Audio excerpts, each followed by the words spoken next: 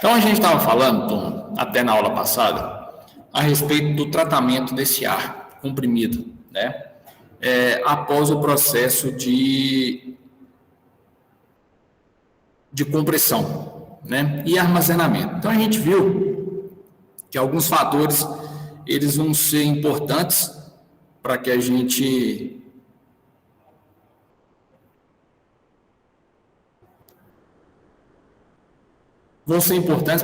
possa dimensionar equipamentos, né, para fazer o tratamento desse ar comprimido, mas, ao mesmo tempo, vai ser importante para que a gente consiga garantir uma confiabilidade no funcionamento dos equipamentos pneumáticos.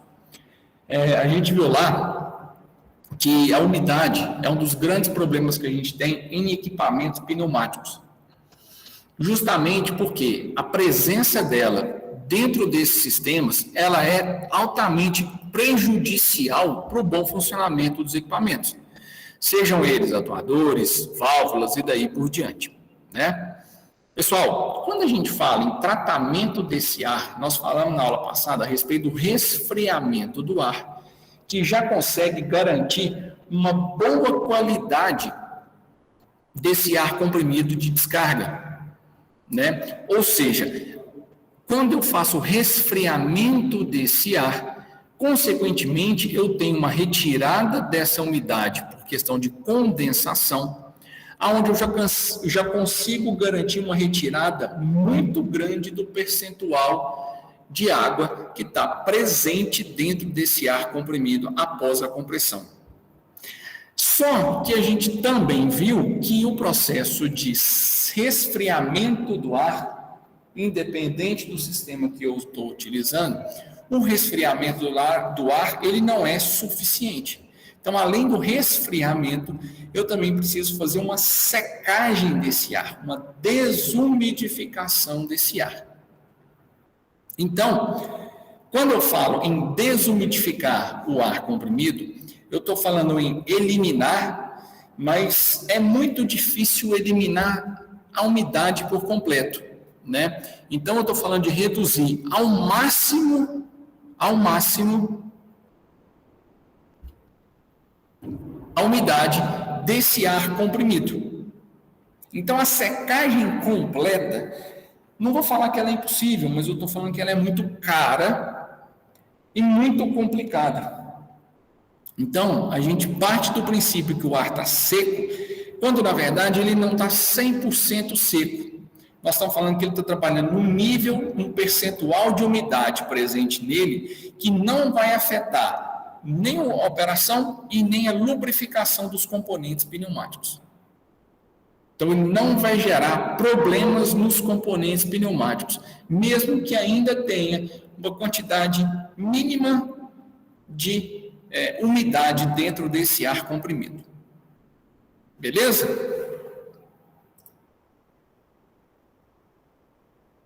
Tranquilo até aí, moçada?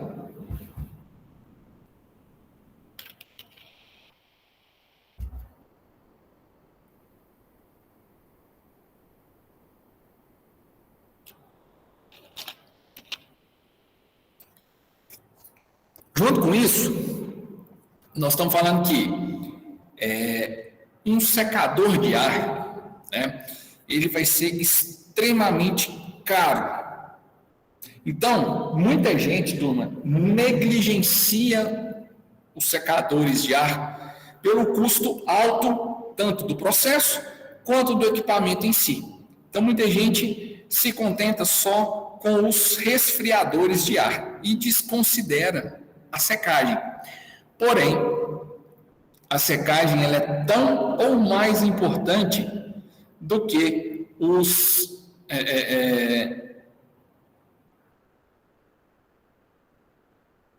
resfriadores de ar. Tranquilo até aí, moçada?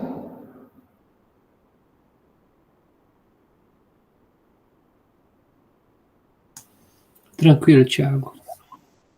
Beleza. Então, vamos dar sequência aqui.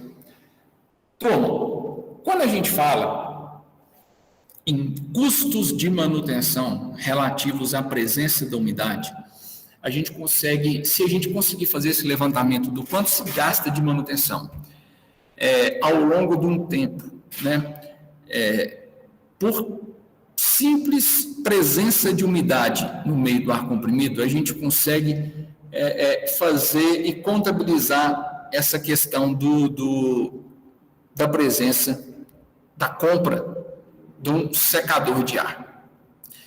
Fora, turma, a questão operacional, tá? Fora a questão operacional, porque quando a gente tem umidade, mais cedo ou mais tarde, isso é fato, a gente vai ter problemas sérios de umidade travando componentes pneumáticos que vão levar a erros operacionais gigantescos, sem falar que pode ocasionar problema de segurança, pode ocasionar queima de equipamentos, quebra de equipamentos e daí por diante. Então, se a gente contabilizar o quanto eu vou ter prejuízo em tubulação, substituição de componentes pneumáticos que venham a dar problema, tipo válvula, cilindro, filtro e daí por diante.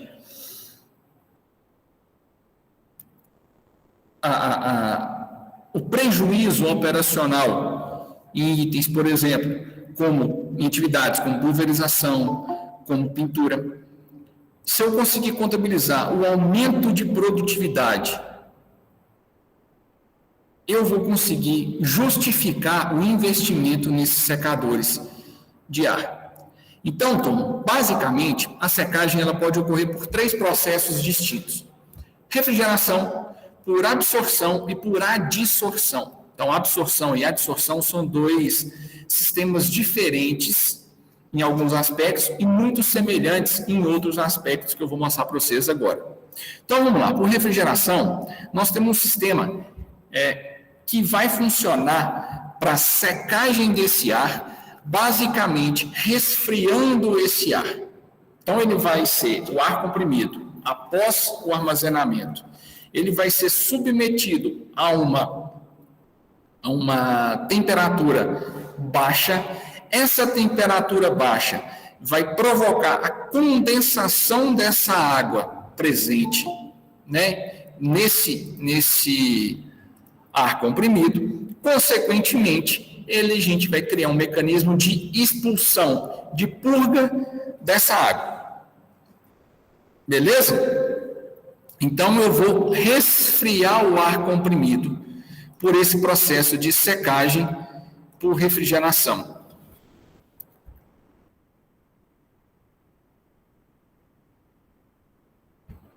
Tranquilo até então? Então, só que tem um detalhe. O que eu comentei com vocês, que é um dos grandes problemas da umidade, turma? O que ela arrasta junto com ela de dentro do compressor?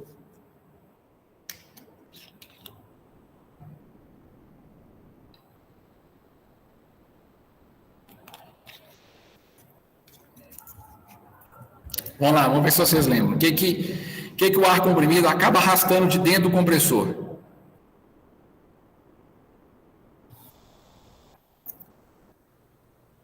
Tem óleo? Exatamente. Lubrificante. Então, aquele ar comprimido, né, no processo de compressão desse ar, querendo ou não, ele vai arrastar um pouquinho desse lubrificante. Isso pode ser visto de 2 formas. Quando a gente faz a secagem por refrigeração, a gente vai provocar não só a condensação da umidade, mas a gente vai provocar a emulsão, a separação dessas gotículas de óleo que estão ali misturadas naquele ar comprimido. Isso vai fazer com que esse óleo também seja descartado. Então, o ar vai ficar limpo, tanto da umidade quanto do óleo lubrificante, que ele, porventura, arrastou. Por um lado, para os equipamentos pneumáticos, isso é legal, porque esse óleo vai contaminar também equipamentos pneumáticos. Mas, ao mesmo tempo, por ter esse arraste de óleo, o compressor ele vai abaixando o nível de óleo. E mesmo que eu tenha uma secagem, eu não posso descuidar do nível de óleo do compressor. Tá? Porque esse óleo ele não vai retornar, só que ele vai ser descartado. Como ele vai ser descartado, então eu também preciso cuidar desse descarte desse óleo que está emulsionado. Cuidado, não é emocionado, é emulsionado. Essa emulsão de óleo. Beleza? Então, basicamente, o ciclo que eu tenho de refrigeração ou de secagem com refrigeração é esse.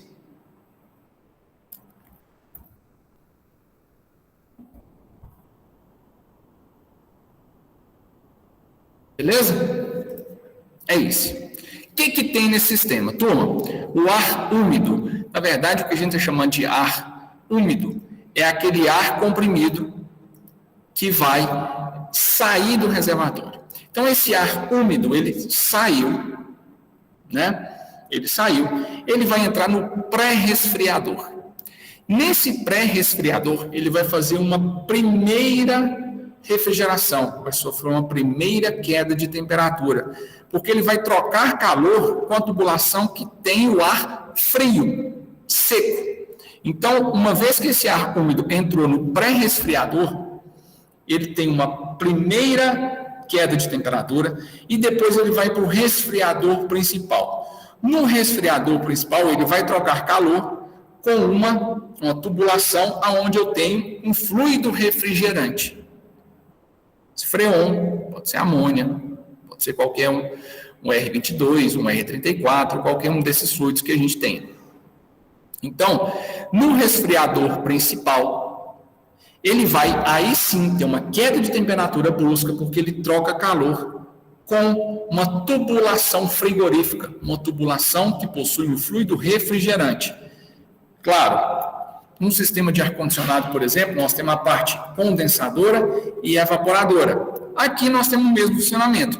Aqui em cima, então, eu tenho o evaporador, é onde o fluido vai ser evaporado, e aqui é onde ele vai ser condensado novamente, trocando calor com o ar ambiente. Certo?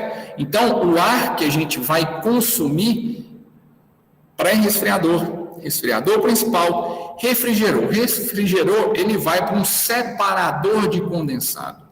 Nesse separador de condensado é onde, de fato, vai ser descartado umidade e o óleo, né, que se separou. Antes dele ir para a tubulação para ser consumido, ele vai voltar para dentro do pré-resfriador, aonde ele vai ganhar um pouco de temperatura. Então, esse ar que foi refrigerado, ele ganha um pouco de temperatura, ao mesmo tempo que ele está pré-resfriando aquele ar úmido que está entrando. Então, esse é o ciclo de secagem por refrigeração. Entendido isso, turma? Beleza. Beleza? Sem dúvida aí, Marcelo?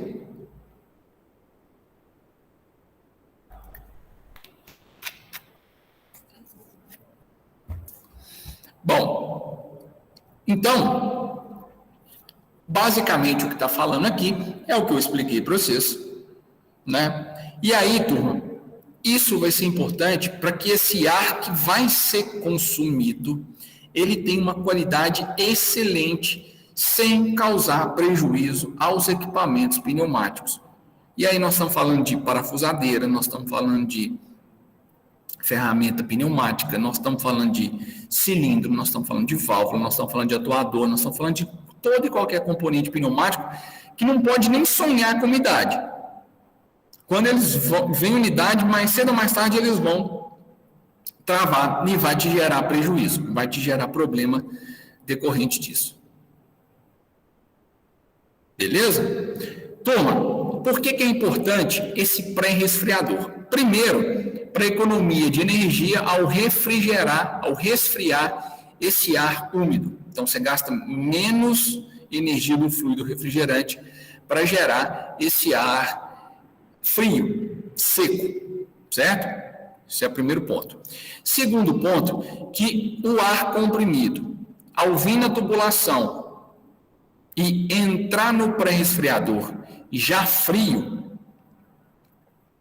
quando ele tem essa elevação de temperatura, eu evito a formação de cristal de gelo dentro dele. Lembra que eu falei para vocês que é uma parcela de umidade, eu não consigo retirar ela, então ela acaba ficando dentro desse ar comprimido. Então, quando esse ar volta para o pré-resfriador, ganha um pouco de calor novamente, eu evito nesse momento, a formação de cristal de gelo dentro dele. Que, querendo ou não, é como se eu estivesse cristalizando a água para mandar para frente, para depois ela fundir novamente, né? Então, essa característica vai ser importante por conta disso. Beleza? Então, eu consigo garantir que eu não vou ter problemas com essa umidade ao refrigerar esse ar, mas eu também evito que seja formado cristal de gelo com esse percentual mínimo de umidade que, querendo ou não, vai passar para frente dentro do sistema. Beleza? Bom, outro método que eu tenho, moçada, de desumidificação desse ar comprimido é a secagem que eu faço por absorção.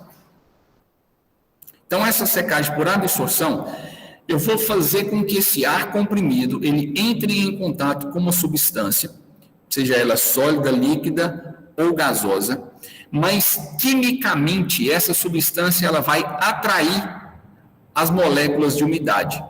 Então, ela vai formar uma ligação química com as moléculas de umidade que estão presentes nesse ar comprimido. Então, a gente pode chamar esse processo de um processo químico de secagem. Certo? E aí, essa massa, que a gente chama, esse produto sólido, líquido ou gasoso, ele vai ser higroscópico. Turma, o que é higroscópico? Alguém já ouviu falar nesse termo? Que absorve umidade. Como? Que absorve umidade. Exatamente. Ela vai absorver umidade. Mas, numa linguagem técnica, vamos falar que ela tem uma afinidade química com moléculas de água. Beleza? Ou seja, essa substância, esse produto higroscópico, ela vai se ligar quimicamente. E ela pode ser de duas formas, insolúvel ou deliquescente.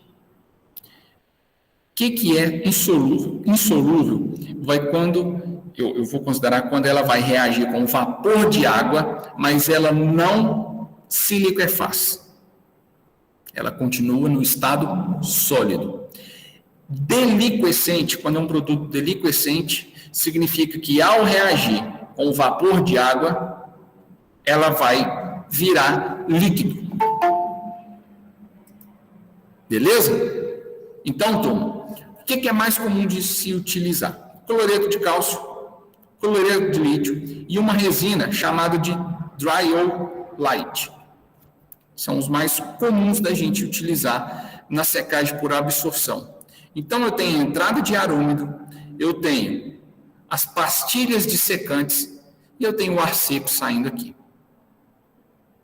Certo?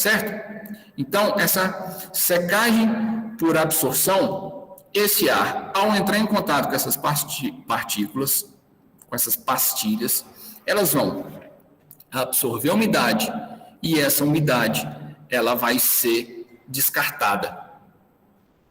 Beleza? Junto com essas partículas. Então, nós temos um problema. Uma característica, mas ao mesmo tempo um problema da secagem por absorção.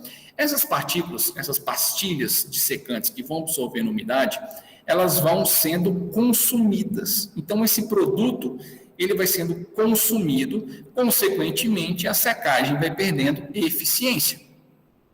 Certo? Então, de tempos em tempos, eu preciso repor esse produto. Eu preciso repor essa substância higroscópica. Porque ela vai se saturando, ela vai perdendo eficiência e ela vai, o secador vai perdendo a capacidade de secar esse ar. Então, uma vez que a umidade foi retirada e essa substância vai sendo diluída, eu tenho, por gravidade, ela cai e eu tenho o descarte dela para a atmosfera. Até então, dúvidas, turma?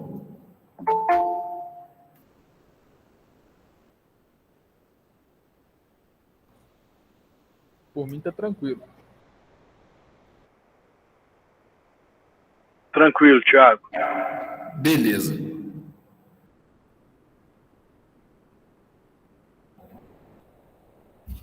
Bom, agora, turma, a secagem por adsorção. A secagem por adsorção, o funcionamento dela vai ser muito semelhante à secagem por absorção.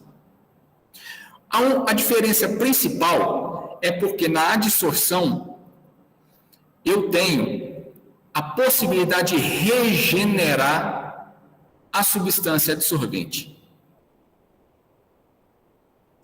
Ou seja, ela também vai saturando, ela também vai diminuindo a eficiência do processo. Porém, quando ela satura, eu consigo fazer um processo de regeneração dessa substância adsorvente. Então, é muito comum utilizar óxido de silício, alumina ou uma rede molecular composta por sódio, alumínio, oxigênio, silício e oxigênio. E aí, essa adsorção, esse processo de regeneração, ela vai ser feito com ar quente. Então, o ar úmido passa por ela retém a umidade, né? E aí depois eu vou fazer a injeção de ar quente nessa substância, nessa resina, nesse produto, de forma a condensar essa umidade que está retida ali, faço a evaporação, eu passo o ar quente, faço a evaporação dessa umidade, e essa evaporação da umidade deixa com que ela retorne para o estado inicial de capacidade de adsorção.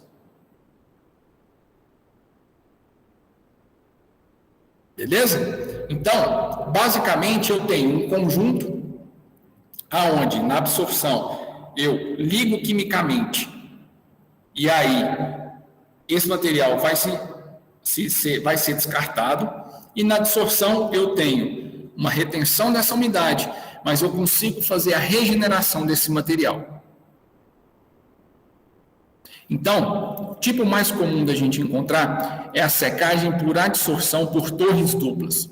É como se eu tivesse dois sistemas em um. Então, dentro de uma torre, eu tenho fluxo de ar úmido passando, e ele está sendo secado, enquanto a outra torre, ela está sendo regenerada lá dentro. Então, eu tenho um fluxo de ar quente passando e arrastando essa umidade. Quando essa que está sendo regenerada, ela está em condições de utilização, eu viro o meu sistema para que o ar úmido passe por ela, ao mesmo tempo que aquela que estava realizando a adsorção passe a ser regenerada. Então, eu tenho duas vias de passagem que vão trabalhar em paralelo. Uma regenerando, a outra secando. Tranquilo? Dúvidas, turma?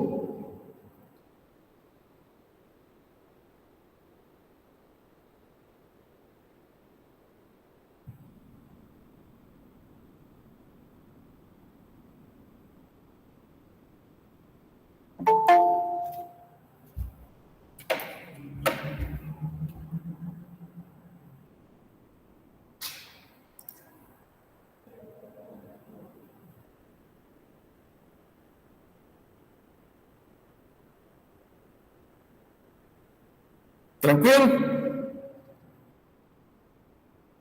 Então, basicamente, o que a gente tem num ciclo até a secagem? Válvula de admissão, o compressor tocado por um motor elétrico, vamos imaginar dessa forma, um separador de condensado, o compressor, o reservatório que nós já vimos, um resfriador intermediário, que a gente viu até na aula passada, antes da prova, e agora um secador. Nesse caso, por exemplo, um secador frigorífico. Beleza? Turma. E aí agora a gente fala na rede de distribuição. Quando a gente fala na rede de distribuição, se a gente vai falando, por exemplo, de uma situação onde eu tenho um equipamento, um compressor, fornecendo para um equipamento só, eu tenho o melhor dos mundos, né? Eu tenho uma tubulação conectando direto o gerador e o consumidor. Só que a imensa maioria das situações eu não tenho essa característica, eu não tenho essa configuração. Até ficou errado no slide aqui, deixa eu mudar aqui, peraí.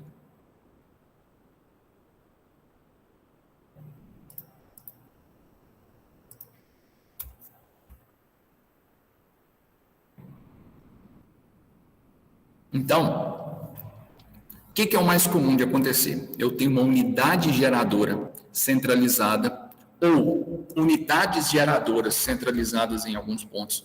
E eu tenho aquela rede que vai pegar esse ar comprimido e distribuir por todos os pontos de consumo que eu tenho dentro da empresa, da fábrica, da produção, enfim.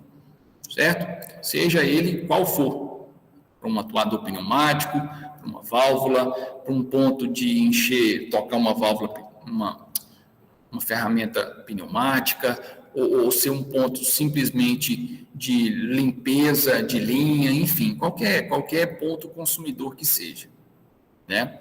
Então, turma, quando eu não tenho o consumo próximo aonde eu estou gerando esse ar comprimido, significa que eu preciso montar uma rede para que eu faça com que esse ar comprimido chegue ao ponto de consumo.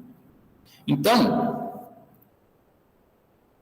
eu vou ter uma rede chamada de rede de ar comprimido, uma rede de distribuição, que vai compreender todo e qualquer componente entre os pontos de consumo e o ponto de armazenagem. Beleza? Isso vai ser o mais importante que vocês precisam considerar quando eu falo em rede de distribuição. Depois nós vamos falar um pouquinho sobre os materiais que compõem essas tubulações e tudo mais, mas basicamente o que a gente vê é aço carbono e aço galvanizado. São os dois tipos de materiais que a gente mais encontra no mercado em redes de ar comprimido. Porém, algumas aplicações mais novas, a Tigre tem linha disso, acho que a Manco tem também, eles utilizam tubulação de PVC, claro que não é o PVC de água, né? Mas é um PVC que ele suporta altas pressões de ar, inclusive aqui no laboratório de processo de fabricação é uma rede de PVC voltada para ar comprimido. Tem as vantagens e desvantagens, e aí depois eu vou comentar quando eu estiver falando do material da tubulação em si, propriamente dito. Aqui eu estou falando da rede como um todo, de forma genérica. Beleza?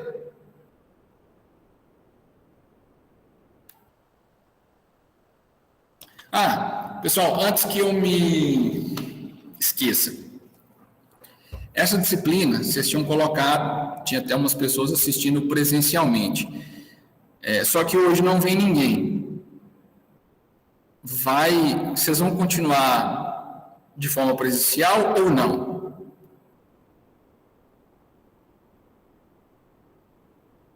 Ô, Tiagão, esse ano eu não volto pro presencial não, cara.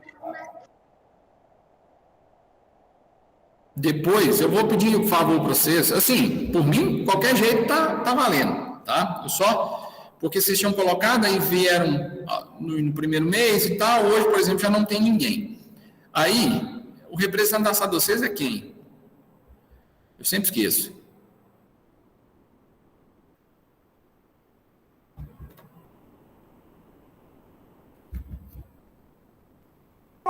Pelo visto, até a gente esqueceu. Tô achando que vocês esqueceram mesmo. Quem que é o representante de vocês, gente? Pelo amor de Deus. Elise e o Romário. Vou deixar a carta de vocês dois fazer um favor para mim. Dá uma olhadinha, conversa entre vocês, se vai manter, assim, se vai ter gente presencialmente ou se vai manter só online. Senão a gente vai usar o horário de aula para isso, mas sim, só troca uma ideia. Depois fala assim, Thiago, nós conversamos aqui, vamos ficar online, ou não, vamos ficar presencial. Ou, claro, misto, né? Depois vocês trocam a ideia aí, por favor, e me dão um retorno. precisa ser hoje, não, pode ser mais para o final da semana, só para a gente alinhar e ficar bom para todo mundo. Beleza? Inclusive, outra coisa antes que eu me esqueça, na semana do dia 4, daqui 1, 2, 3 semanas, na semana do dia 4, mesmo que vocês queiram voltar presencial, eu queria ver com vocês a possibilidade de ficar só online. Queria ver com vocês, não. Eu vou precisar que as aulas sejam online no dia 4 e no dia 7, tá? E aí, turma, eu queria ver com vocês no dia 27 a possibilidade da gente não ter aula. Explico por quê. Ainda não defini não, mas explico por quê. No dia 29, na quarta-feira, eu vou defender o meu mestrado. Consegui finalmente marcar minha defesa. Essa questão de pandemia atrasou demais. Então, eu não sei como é que vai estar a minha montagem. Eu achei que eu ia conseguir montar semana passada minha defesa, começar a estruturar e não sair do lugar. Semana passada foi pauleira.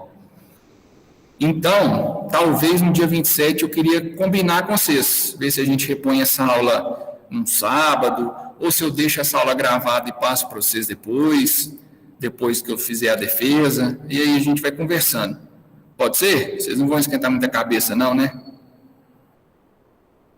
Ô, Thiago, eu acho que a gente vai preferir ficar todo mundo online, porque um tempo atrás a professora Renata perguntou também se ia gente para lá, para ir para a Unipan, ou ficar online.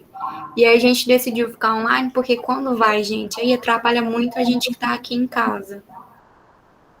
Então, Entendi. eu acredito que na sua matéria também vai ser a mesma ideia. Tá. Então, eu vou me organizar. Mas, assim, depois só me passa certinho. Fala, Thiago, decidimos, pode ser no grupo do WhatsApp mesmo. Fala, decidimos, é assim, pronto. Sem muita burocracia. Outra proposta que eu estou pensando aqui, vou conversar depois com o Gedeon, é ver se ele consegue dar uma aula prática para mim no dia 27. A gente já vai ter falado sobre válvula pneumática, sobre alguns sistemas assim. Então, eu estou querendo fazer uma aula prática no dia 27. E aí eu vou me organizar e falo para vocês, tá? Porque essa defesa minha de mestrado, nossa, está me tirando o sono essa bosta. Mas, se Deus quiser, também vai matar isso logo.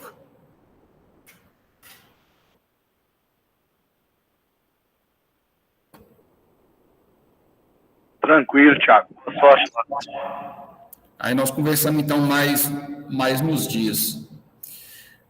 Turminha, então, partindo disso, a gente fala que uma rede de distribuição, ela vai ter basicamente duas funções. Primeiro, como o próprio nome já disse, pegar esse ar comprimido que está sendo gerado e levar até onde ele vai ser consumido. Isso aí acho que não tem dúvida para ninguém. Outro ponto que vai ser fundamental para esse ar comprimido, essa aqui é a função fundamental dessa rede de ar comprimido, vai ser também funcionar como reservatório. Tiago, mas você não falou que reservatório na última aula, depois hoje você está falando que a rede também vai funcionar como reservatório? Sim. Você lembra que eu falei para vocês que o reservatório, além de reservar o ar comprimido, de armazenar o ar, ele também tem a função de equalizar a pressão na linha. A rede também vai fazer isso.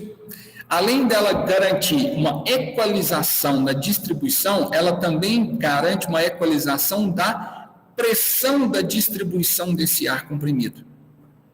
Então, por isso que ela tem que ser bem dimensionada. Então, quando a gente fala em ar comprimido de forma geral, né, nós estamos falando que, primeiro, eu tenho que garantir que essa rede ela tenha perda de pressão mínima possível, do compressor até o ponto de consumo. Então, eu tenho que garantir que essa pressão fique estável, que fique constante e que, basicamente, seja a pressão de saída do compressor ou do reservatório. A não ser que eu tenha dispositivos que vão fazer com que essa pressão fique menor no ponto de consumo. Mas aí é porque eu quero, e não uma queda de pressão indesejada. Beleza? Ponto 1 é isso. Segundo ponto, não ter vazamento de ar. Agora, o mais comum, infelizmente, da gente encontrar, são redes com vazamento. Então, o importante é que eu não tenha vazamento nessa rede. Claro, isso é perda de eficiência, de energia, tanto pneumática quanto compressor trabalhando desnecessariamente. Certo? Para suprir a demanda de consumo mais a perda, aí eu estou jogando energia fora de todas as formas possíveis. E terceiro ponto, eu preciso, mesmo que tenha um ar seco, eu preciso garantir a separação do condensado em pontos dessa linha. Então, o ar comprimido, mesmo que eu tenha processo de secagem, mesmo que eu tenha processo de resfriamento, ele vai gerar umidade dentro da rede, que eu também preciso ter pontos de separação desse condensado. Tranquilo?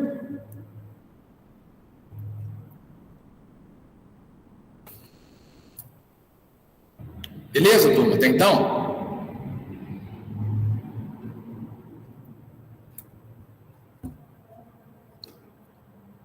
Beleza. Então, vamos lá.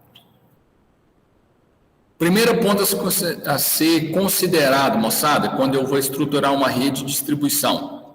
Layout. Qual que é o layout que eu quero dentro da minha rede de ar comprimido? Qual que é o layout que eu preciso? E qual que é o layout que é permitido que eu tenha? Então, preciso definir qual que é a minha rede principal de distribuição. Quais as ramificações que eu vou conseguir ou que eu tenho? E quantos e quais são? E onde eles estão? Que são os pontos de consumo. Esses 3 itens vão ser fundamentais quando eu estou falando de rede de ar comprimido.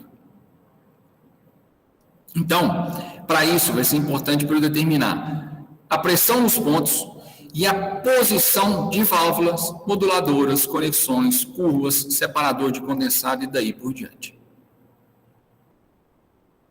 Então, turma, quando a gente fala em formato da rede de distribuição, nós estamos falando basicamente como que ela vai ficar estruturada espacialmente.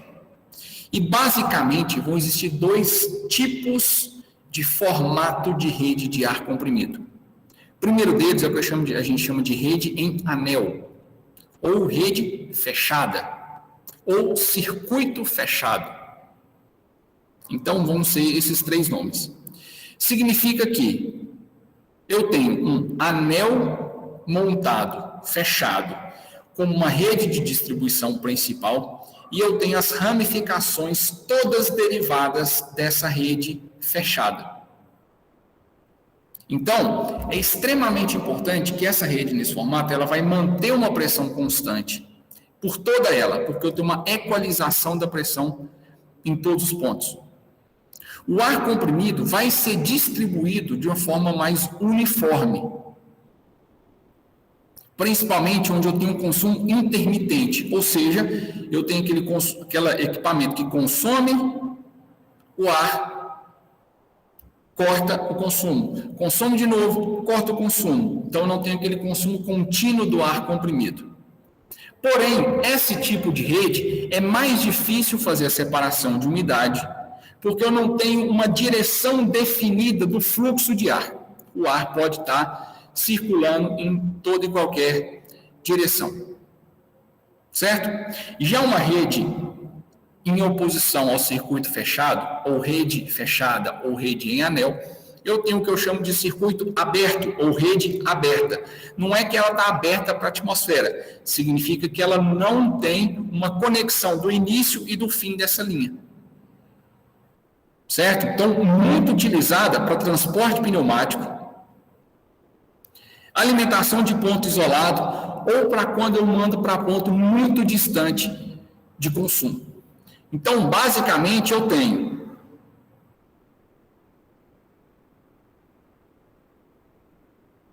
uma rede de distribuição, por exemplo, igual essa aqui, que é a rede em anel. Então, isso aqui, turma, ó,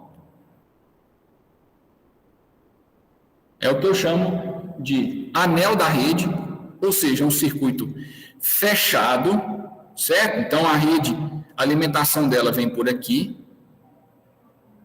Então, com isso, eu garanto que qualquer ponto dessa rede está sujeito à mesma pressão. Beleza? E eu tenho as ramificações de consumo. Então, aqui eu tenho uma, aqui eu tenho outra, aqui eu tenho outra, aqui eu tenho outra, aqui outra e aqui outra. Beleza? Posso ter, nesse caso, ó, vários pontos de futuro consumo. Então, se eu quiser aqui vir conectar um equipamento aqui de consumo, eu consigo fazer isso. Beleza? Então, esse tipo de situação é chamada de rede de distribuição fechada ou anel. Então, um outro tipo de rede que eu tenho é dessa forma. Então, eu tenho um compressor, eu tenho filtro, eu tenho um sistema de refrigeração desse ar, eu tenho um sistema de condensação de óleo ligado ao anel. E aí eu tenho os vários pontos de consumo aqui. Pessoal, qual que é a diferença desse sistema aqui para esse sistema aqui? Tem uma diferençazinha pequena, mas tem. Qual que é?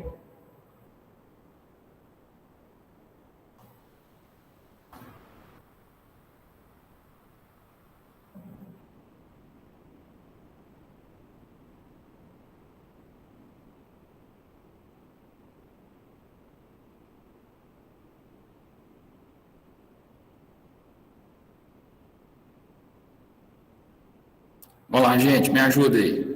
Qual que é a diferença? Tiago, faz a pergunta de novo, por favor. Qual que é a diferença desse circuito em anel aqui para esse aqui?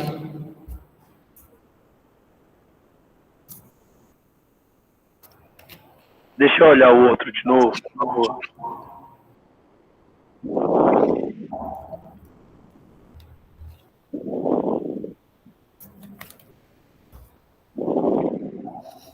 É uma diferençazinha mínima. Esse aí é, ao invés de ser em PVC, é em metal? Não. Quer dizer, não sei a diferença, mas não é essa. Não sei.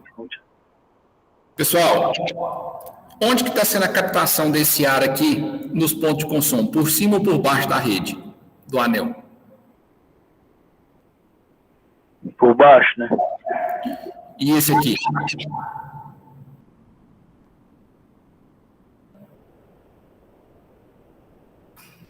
Ah, por cima. Por cima.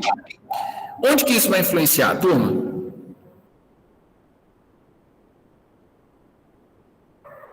Questão de condensado, essas coisas? Lembra que eu acabei de falar para vocês? O que é a característica fundamental de uma rede fechada? Não é a dificuldade de montar um ponto de purga, um ponto de eliminação dessa umidade, que a gente falou lá na refrigeração, que ela vai passar, mesmo que eu tenha uma secagem, eu ainda passo alguma coisinha de umidade, ou seja, a umidade é formada dentro desse anel. Querendo ou não, a umidade formada dentro do anel ela vai ficar circulando. Quando eu faço essa captação por baixo, a umidade ela é mais ou menos densa do que o ar.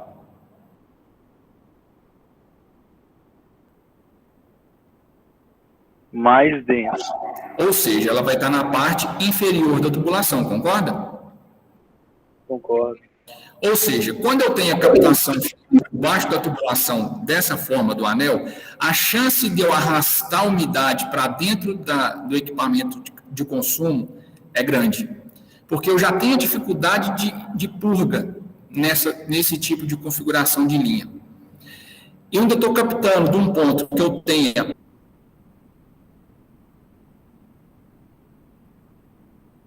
mais umidade, que é o ponto inferior da tubulação, então tenho mais umidade dentro dos componentes de um som.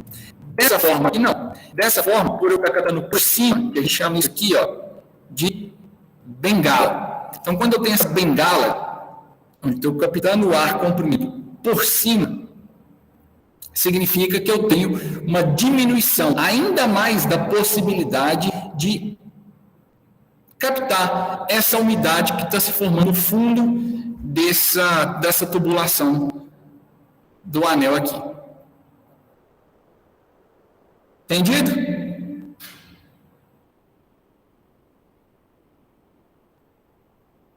Tiago, entendido. Deixa eu te fazer uma pergunta. Por que então, ao invés de fazer o anel mais em cima, eu sei que vai ter alguns armários, alguma coisa assim, mas se a gente conseguisse fazer um anel de uma altura mais baixa, de onde que sai as tubulações, por exemplo, para as ferramentas, seria melhor, né? Só que o problema é que vai ter muita coisa no carro. Exatamente. Você tem um grande problema que é de interferência, né? E se você começa a fazer, por exemplo, a tubulação muito embaixo, querendo ou não, você também, por gravidade, essa umidade vai descer. Mas aí, de qualquer forma, sairia para cima a tubulação. Não, concordo. Entendeu? Concordo, mas estou falando que se esse anel ficar na parte baixa, essa umidade, querendo ou não, você vai ter nela. Então, você pode atuar de duas formas. Primeiro, você fazendo essa bengala aqui, te ajuda e muito. E segundo, secagem do ar. Entendi. Beleza? Eu vi, cara, essa bengala aí, sinceramente. Oi, Já entendi? fui, eu nunca vi usar essa bengala aí. Já fui muito... Porque é caro, né? Se você for parar aqui para pensar, ó, por exemplo, você tem 1, 2, 3, 4, 5, 6, 7 pontos de captação do ar aqui, de consumo.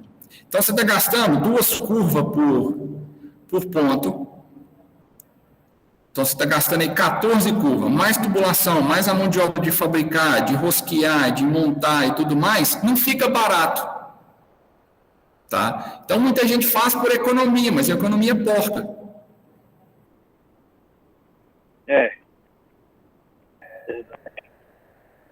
Entendeu? Então, não se faz ou por falta de conhecimento ou por economia. A grande maioria das vezes por economia.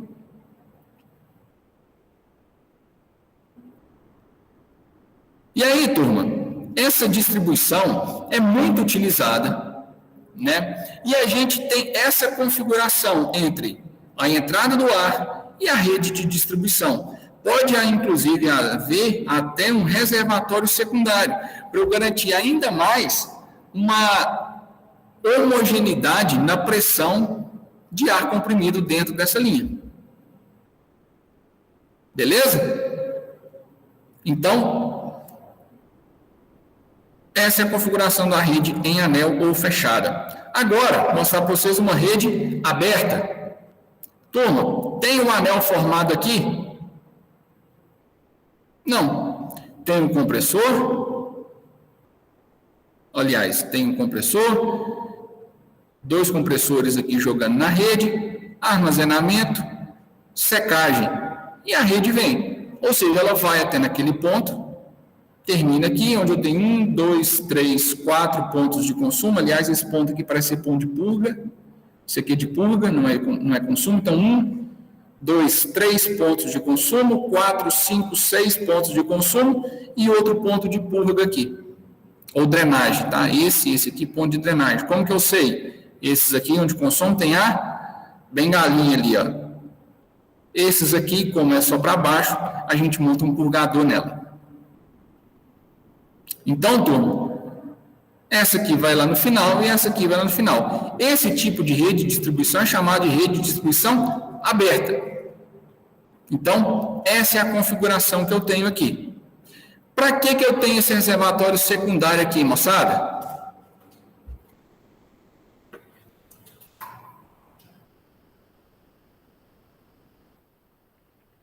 Para dar uma equalizada na pressão da linha?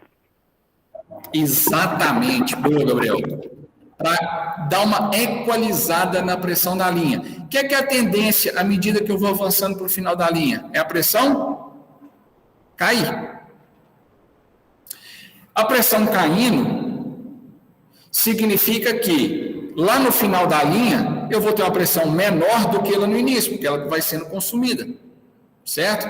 Então, eu posso montar reservatórios secundários ao longo dessa linha para garantir que a pressão no final seja razoavelmente parecida com a pressão inicial. Por conta de ter o fluxo na mesma direção, é mais fácil de retirar a umidade dessa linha. Ao mesmo tempo que, geralmente, essa linha ela é interessante que eu monte ela levemente inclinada, principalmente por questão do condensado que vai se formando dentro da linha. Certo? Muito utilizada para quando eu tenho pontos isolados ou muito distantes daquele ponto de consumo. Então, eu posso ter, inclusive, um circuito misto, ou seja, uma rede fechada, onde eu tenho uma ramificação que ela vai se direcionar a um ponto muito distante. Isso pode acontecer. Tá? E também pode acontecer o que eu chamo de circuito combinado. O que é um circuito combinado? Eu tenho o anel formado, mas eu tenho ligações intermediárias de linhas de ar comprimido.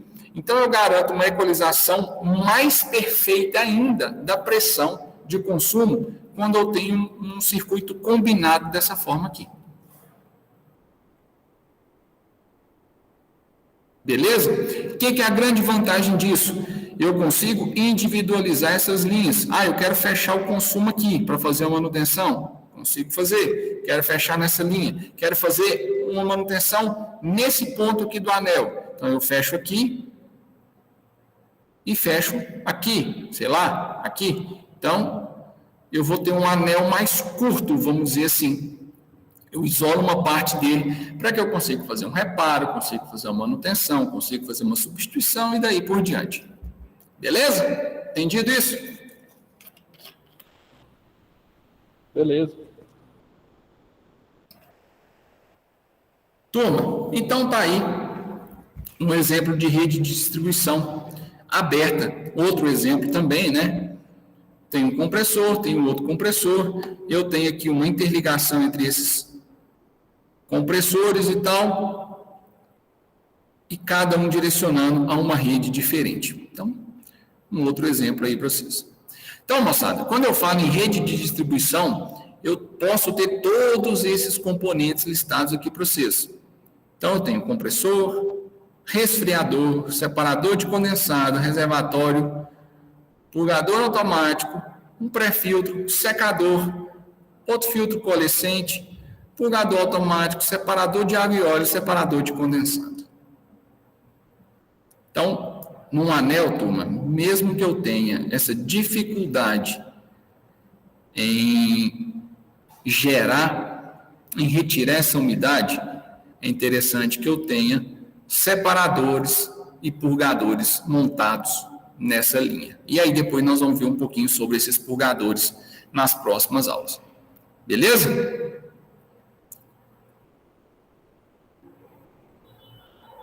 Turma, outros itens muito presentes em redes de distribuição de ar comprimido são as válvulas de bloqueio. Essas válvulas de bloqueio, como o próprio nome já diz, elas vão ser responsáveis por interromper ou liberar o fluxo de ar dentro dessa linha. Certo? Então, basicamente, a função delas é mandar o fluxo para frente ou segurar esse fluxo. Lembrando que não são válvulas de controle. Lá em máquinas de fluxo e deslocamento, a gente viu válvulas de bloqueio e válvulas de controle. Aqui, nós estamos vendo, por enquanto, somente as válvulas de bloqueio. Então, a função delas é simplesmente permitir a liberação ou não da vazão de ar pela linha. Elas não funcionam para reduzir pressão, para aumentar a pressão, para mexer em velocidade, nada disso. Certo? As mais comuns utilizadas são as válvulas de esfera. Só para a gente dar uma revisadinha daquele do que a gente falou lá na disciplina anterior de máquinas de fluxo. As válvulas de esfera, então, basicamente, elas são formadas pelo corpo da válvula. Eu tenho o acionamento manual por alavanca ou pneumático, e eu tenho lá dentro uma esferinha, que é quem de fato faz o bloqueio dessa válvula, né? Essas válvulas, então, elas podem ser monobloco, ou seja, a carcaça da válvula é feita por um bloco só, né? E eu tenho uma esfera lá no meio vazada. Quando a manopla está na direção da tubulação, significa que a válvula está aberta. Quando ela está perpendicular à tubulação, significa que ela está fechada. Aqui, por exemplo, se a gente for lá no site da MGA, que é fabricante de válvula, muito bom por sinal, eu tenho uma série de válvulas monobloco lá para poder selecionar. De classes diferentes, aplicações diferentes, ligações diferentes, tem flanqueada, tem roscável, soldável e daí por diante. Eu tenho as chamadas bipartidas, que ela vai se dividir em duas, e eu tenho as tripartidas, que eu tenho o bloco da válvula dividido em três, a carcaça da válvula dividida em três. Recomendo sempre a utilização da tripartida, mais fácil de manutenção, mais comuns de se encontrar no mercado, aguentam boas pressões, né? E reparo dela é muito mais barato. Então, exemplos aqui de válvula bipartida e alguns exemplos também de válvula tripartida lá da MGA também, lá do site deles, do catálogo deles. Estão lembrados dessas válvulas? Aqui um desenhozinho, né, delas só representativo. As normas de construção que elas são feitas, as normas de teste, né, então elas são feitas seguindo a ASME P1634, a ISO 1700292 e a API 608, e elas são testadas de acordo com a API 598 e a ISO 5208. Então tem conexão soldável, roscável, BSP ou NPT e ponta para solda de topo. Então a tubulação vem aqui e eu tenho formação de um canal para fazer solda de topo. Certo? Então, quando eu seleciono uma válvula, eu tenho que selecionar todos esses parâmetros aí para a gente trabalhar. Inclusive, um parâmetro muito interessante que a gente tem é se ela é de passagem reduzida ou de passagem plena. Significa o quê? A passagem reduzida, o diâmetro interno daquela válvula, ele é menor do que o diâmetro nominal dela. Então, eu gero uma estricção, eu gero uma redução desse diâmetro de passagem do fluido. Passagem plena, o diâmetro interno da válvula é basicamente o diâmetro interno da tubulação. Então, eu não tenho uma redução pontual na válvula. Então, a perda de carga de uma passagem plena é muito menor do que uma passagem reduzida. Qual que é a diferença principal entre elas? Primeiro, peso. Segundo, tamanho. Então, uma válvula de passagem reduzida ela é bem menor do que uma de passagem plena. Onde eu tenho dificuldade de colocar, né, não tem tanto espaço disponível e tudo mais, ou tem uma tubulação mais fraca que ela é mais leve, então eu uso uma de passagem reduzida. Eu também sempre prefiro usar de passagem plena, né, para que gerar mais um ponto de perda de carga. Ela por si só já é uma perda de carga, a válvula de passagem plena, né? Você tem uma válvula, ela já vai te gerar uma perda de carga. Então, não precisa aumentar ainda mais essa perda de carga. Mas, cada caso tem uma determinada aplicação. Então, aqui só uma descrição da válvula, por exemplo, no caso aqui uma tripartida de classe 300, PN40, ela suporta 1.500 PSI e clamp para 200 PSI. Bom, então, aqui umas outras válvulas dessa configuração. Turma, só para mostrar para vocês, uma vez explodida, né? Então aqui de fato eu tenho a esferinha, que é quem faz a liberação ou não do movimento, né? Eu tenho o corpo da válvula, as tampas, no caso aqui é uma válvula flangeada, as vedações e daí por diante. Aqui uma outra válvula também, tem o corpo dela, tenho a esfera, eu tenho as vedações tanto aqui da haste dela, quanto dos flanges, e aqui eu tenho uma outra vista explodida também dessas válvulas, no caso aqui uma bipartida, tanto essa quanto essa, são válvulas tripartidas, essa aqui, uma válvula bipartida. Beleza? Lembrar disso aqui?